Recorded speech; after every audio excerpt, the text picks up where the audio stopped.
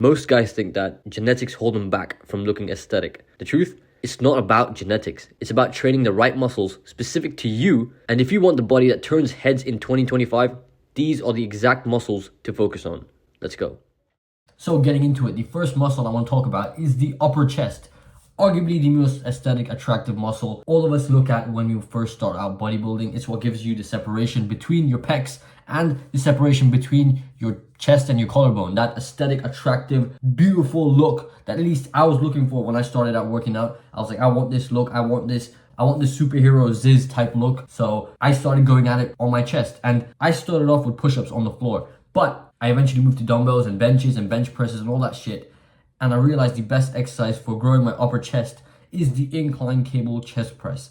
Now this hits your upper chest like nothing else. Believe me, because other people in my environment, in my gym, have copied me from watching me do the very exercise, and they have seen the same results as me. Because with the cable, you can target your upper chest without worrying about setting up dumbbells, setting up an incline bench, worrying about the dumbbells falling on your head and killing you. And the best part is with the cable, you have constant tension throughout. So think about it for a second. Let's say you have cables that are attached to a heavy weight and you're using them to train your upper chest. Imagine the contraction you would have and the stretch when you pull it back. Think about it. It's gonna be fucking crazy. It works. So to grow your upper chest, I recommend you do the incline cable chest press. Next muscle is your front delt. Your front delt basically is this one of the three parts that makes up your entire shoulder. And your front delt adds to the V taper, the wide look we're looking for. The V taper is basically what makes you look attractive, equivalent to the girl's hourglass. And so for growing your front delts, I recommend you do what we call the cable front raise. Again, we're using cables, but what you want to do is grab the cable and have a horizontal grip. Grab the cables, take a step ahead,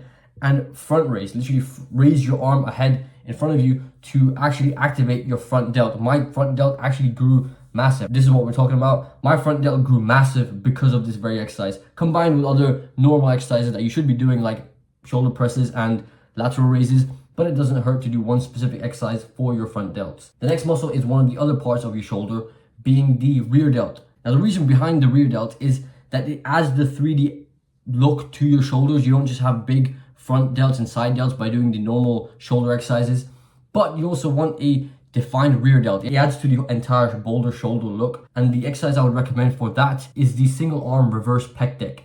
It's a weird exercise. I haven't seen too many people do it, but it has blown up my rear delts. But it's the exercise that's worked for me to fill up my shoulders, fill up my shirt, make my shoulders look more 3D from the side angle, which is important. Which brings me on to the next exercise, which is the upper back. Your upper back is also very important, and it consists of a bunch of random muscles, which I'm not going to go into because there's no point in me describing each muscle. But what I want you to understand is that you got to train your upper back. And to hit your upper back, I recommend you do the T-bar row. The T-bar row is basically a chest supported row that hits your upper back. And the row is basically a pulling motion if you've never done them before. They hit your rear delts, your traps, your other upper back muscles, but it grows them. It fucking grows them. And if you don't have access to a T-bar row in your gym, you can do what I do, which is basically I grab a bench, I put it at an angle, rest my chest on it, and I take a bar, attach it to a cable, and I just do the same upper back contraction motion where I grab the handle, pull it up to try to hit my upper back, and it works. It works like a fucking charm. Now the final muscle is your bicep, and it's something I did today. And I'm not talking about regular bicep curls and, using them to make your biceps look bigger. No, what I'm talking about is growing wide biceps.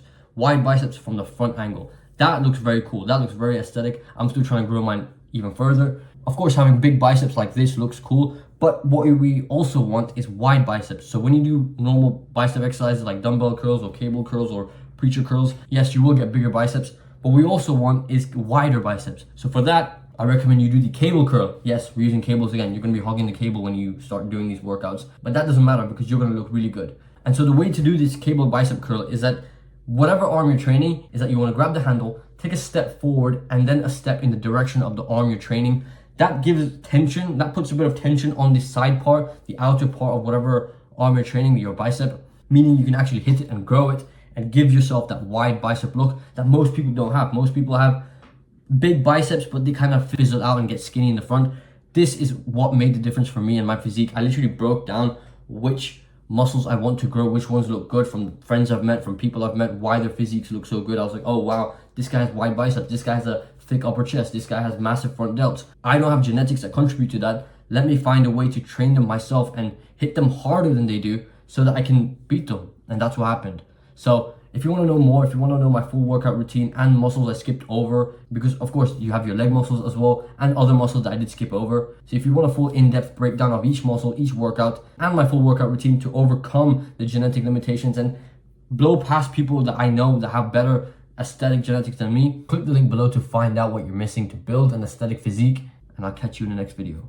Peace.